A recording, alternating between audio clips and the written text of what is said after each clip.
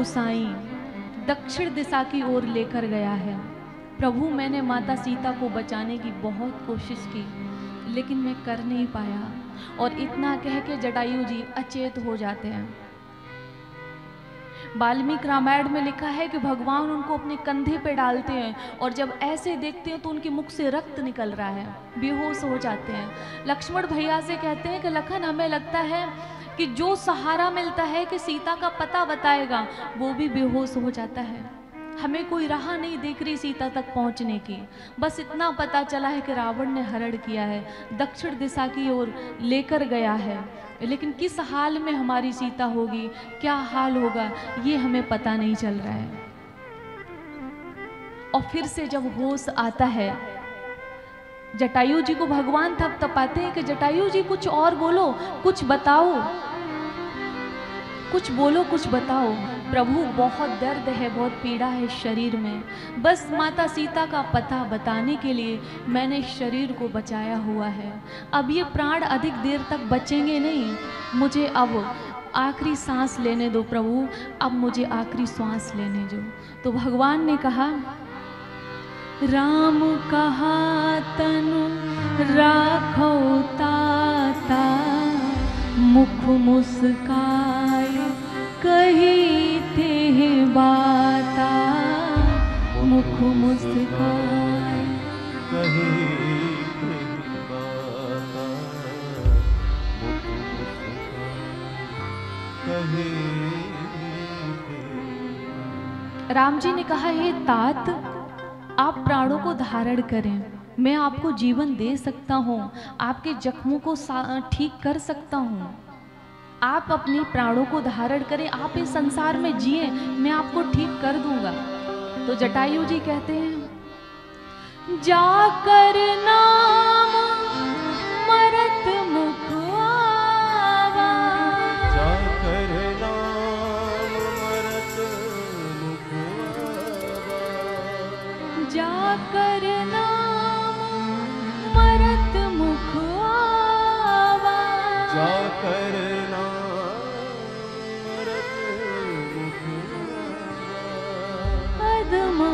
मुकुत होए श्रुति गावा।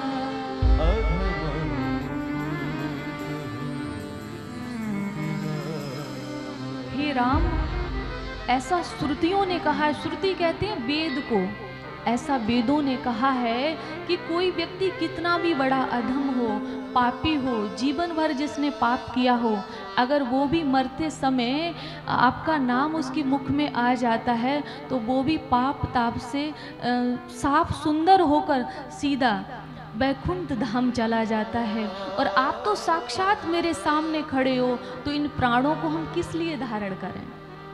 जटायु जी ने कहा कि किस लिए हम धारण करें।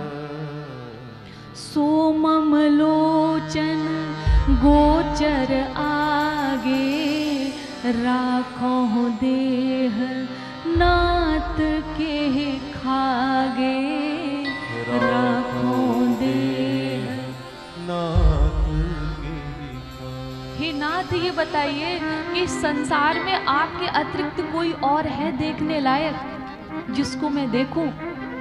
भाई, आपके बाद आप तो अभी हमें छोड़ के जिंदा जीवन दान दे के चले जाएंगे ना, फिर तो ये संसार ही देखूंगा ना मैंने तो जीवन भर मांस भक्षण किया है, वही तो करूंगा ना मैं। मेरे तो जीवन काल का कोई पुण्य नहीं रहा, वो तो आपकी अहेतु की कृपा हुई है कि आपने हमें दर्शन दिया, ये तो आपकी अहेतु की कृपा है। तो मैं जीवन में किया क्या? मैंने तो कुछ भी ऐसा नहीं किया है, लेकिन राम जी कह रहे हैं कि तुमने क्या किया है वो देखिए।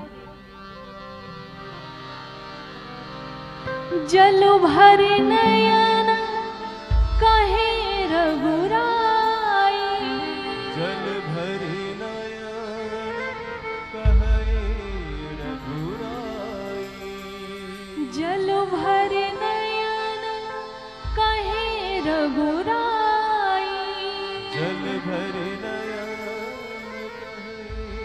रघुराई। तात कर्मो निज ते गति पाई, तात कर्मो निज ते गति पाई।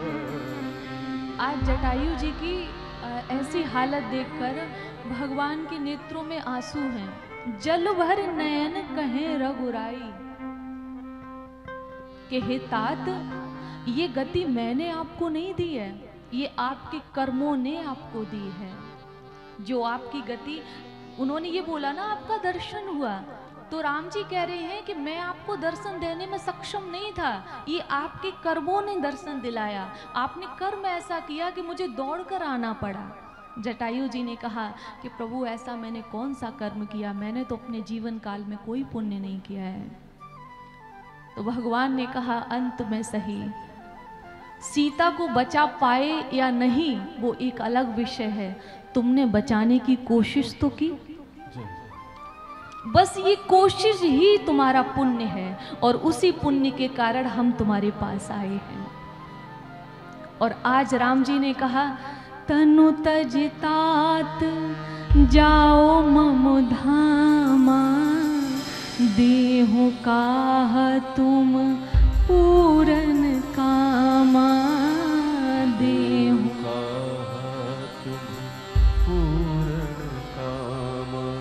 जीवन भर मांस भक्षण करने वाले जटायु जी को एक पुण्य करने के कारण भगवान ने वैकुंठ नहीं दिया, भगवान राम ने वैकुंठ नहीं दिया, ब्रह्मलोक नहीं दिया, पाताल लोक नहीं दिया, सीधा साकेत धाम दे दिया जो उनका निज धाम है।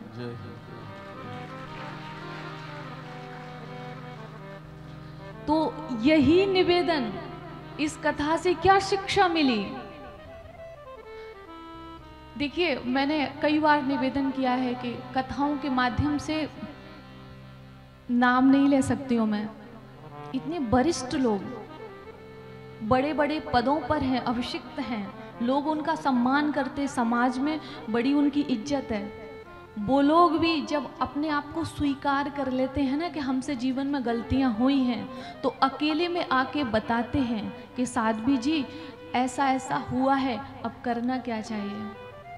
और मैं कहती हूँ कि आपको ये मालूम हो गया कि आपने किया है, अब आगे से मत करना, बस प्रायश्चित हो गया।